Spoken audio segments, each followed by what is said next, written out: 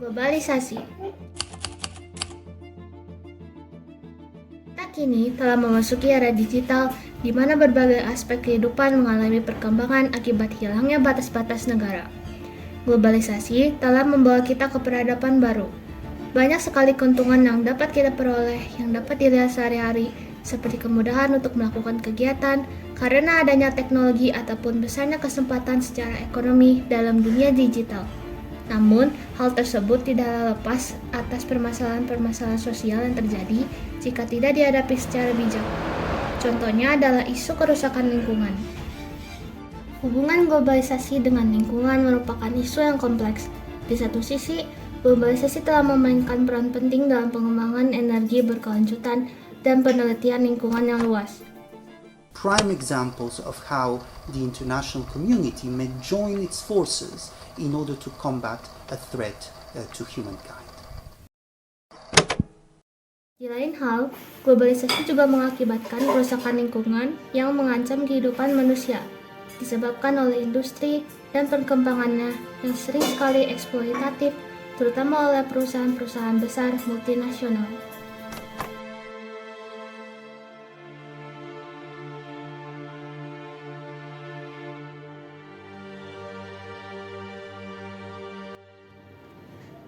Salah satu isu kerusakan lingkungan yang besar merupakan perubahan iklim.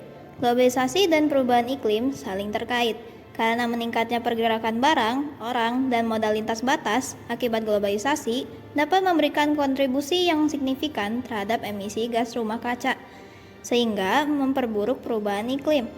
Sementara perubahan iklim sendiri dapat mengganggu pola perdagangan global, dan berdampak secara tidak proporsional terhadap negara-negara berkembang yang seringkali kurang siap untuk beradaptasi terhadap dampaknya. Berikut kata-kata dari ilmuwan Johan Rockström yang menjabat sebagai salah satu direktur Potsdam Institute for Climate Impact Research, salah satu pusat penelitian perubahan iklim dan keberlanjutan terkemuka di Eropa. By the year 2100, a disastrous outcome caused by us humans. But it's not only carbon dioxide. Any parameter that matters for human well-being and our economies look the same.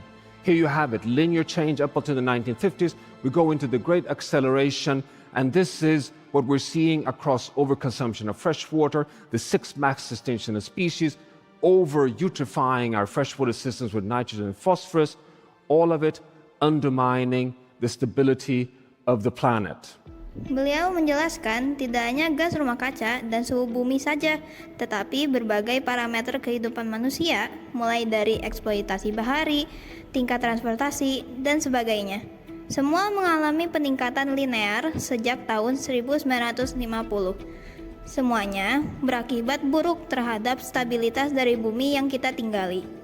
Tidak hanya di beberapa daerah saja, tetapi isu ini merupakan isu terhadap seluruh permukaan bumi dari berbagai negara. Contoh kerusakan lingkungan langsung berada di kota Bandung, yang dulu dijuluki sebagai kota kembang. Bandung mulai berkembang sebagai kota industri pada awal abad ke-20. Pada saat itu, Bandung menjadi pusat perdagangan dan industri di Jawa Barat. Ya, bisa dilihat setelah banyaknya kawasan industri, ya merubah landscape kota Bandung. Dari dulunya asri, sekarang menjadi banyak pabrik dan juga banyak daerah yang kumuh. Kita akan melihat dengan salah satu narasumber kita ya, Bu Widya. Ibu, seizin saya tanya dulu atas nama Ibu siapa? Nama saya Ibu Widya. Ibu Widya. Ya, Bu Widya asli Bandung. Siap, betul. Asli Bandung. Lahirnya tahun berapaan, Bu? Tahun 1980.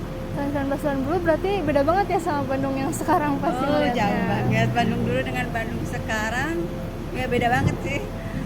Kalau dulu tuh terlihat resik, rapi gitu, segeran lah. Kalau sekarang Bandung tuh udah agak sedikit panas, udah kayak dulu ya, karena mungkin udah penambahan penduduk, terus juga karena faktor lingkungan mungkin ya, apa sih, sampah-sampah kadang-kadang berserakan di mana-mana ya. Oh, dulu enggak, Bu? Kalau dulu enggak, tersusun rapi gitu.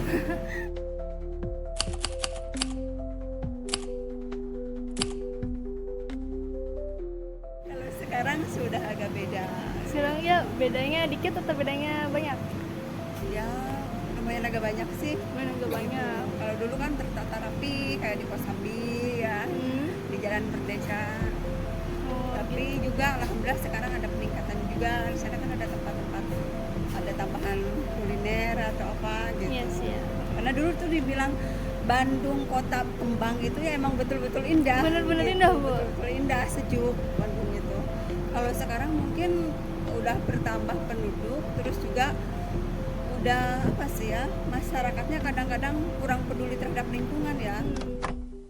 Berdasarkan laporan dari Nafas, salah satu aplikasi pengukur kualitas udara sepanjang 2023, Bandung Raya menempati posisi kedua wilayah paling tinggi polusinya di Indonesia, dengan angka polusi 44 atau masuk kategori tidak sehat. Hanya di bawah Tangerang yang memiliki nilai 48. Angka ini diambil berdasarkan beberapa kriteria dengan menggunakan alat berupa sensor dengan standar Eropa yang telah disebar di berbagai kota di Indonesia. Ya, kini kita sekarang berada di depan pabrik. Bisa dilihat selokannya berwarna hitam dan ada bau tidak sedap. Airnya biasanya jam 12, limbahnya dikeluarkan menurut pekerja pabrik. Kalau segi industri juga Bandung berkembang banget ya, Bu? Nah, dari segi industri alhamdulillah Bandung berkembang banget. Di bidang industri di Kota Bandung terdapat beberapa sentra industri seperti tekstil, sepatu, telekomunikasi, bahkan sampai dengan pesawat terbang. Bisa kita temukan di sini. Menurut data yang diperoleh dari Badan Pusat Statistik Kota Bandung tahun 2012, terdapat 560 perusahaan industri skala besar dan juga sedang di Kota Bandung. Belum lagi termasuk industri kecil lainnya, juga industri pariwisata. Tapi sekarang juga alhamdulillah sih lingkungan sejak ada Bandung ini ya Citarum Harum ya, sekarang alhamdulillah air yang dari 0 km Citarum sana sekarang udah bersih. Udah bersih ya sekarang ya. Kita kerjasama, maaf kerjasama antara rakyat dengan TNI membersihkan sungai-sungai. Terus sekarang kan limbah-limbah itu tidak boleh dikeluarkan secara langsung.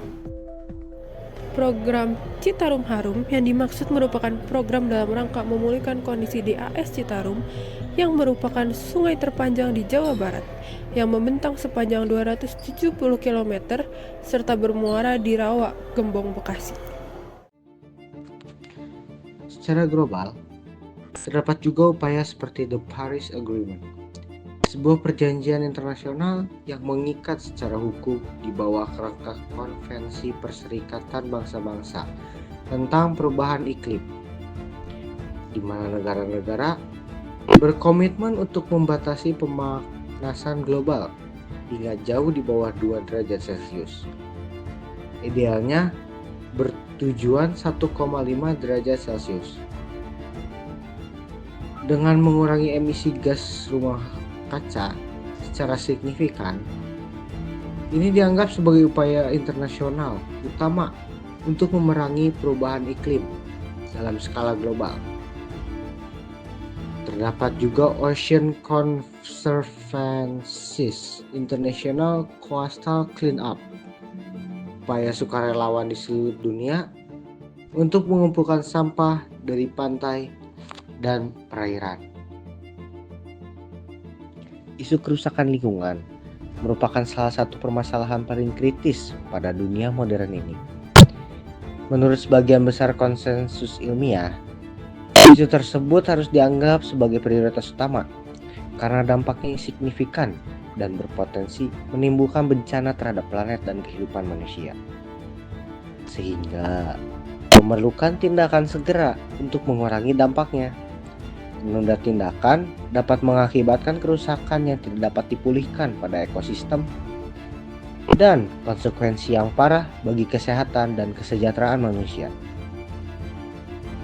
Oleh maka itu, marilah kita lebih berfokus pada lingkungan dan memulihkan lingkungan kita dengan cara menanam tumbuhan dan tidak membuang sampah ke tempat sampah.